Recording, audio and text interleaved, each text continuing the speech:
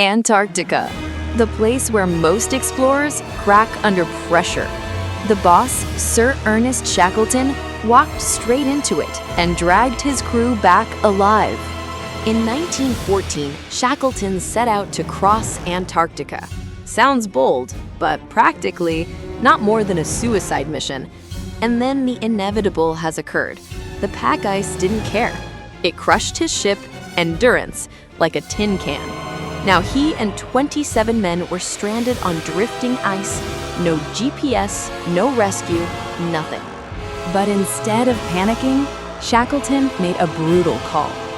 They dragged their lifeboats across the frozen wasteland, and after weeks of starving, freezing, and pulling boats over jagged ice, eventually they reached Elephant Island, but sadly, still completely isolated and far from humanity. Knowing that the rescue is looking impossible from such an isolated location, Shackleton took a decision.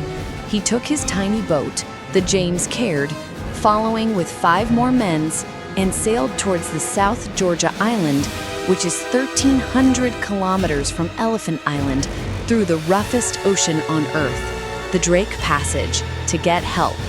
17 days later, after sailing through the toughest ocean, he reached South Georgia Island.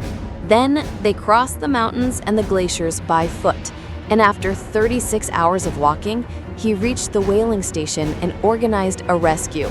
And, against every odd, finally, after 4 months, the other 22 men were rescued from the Elephant Island.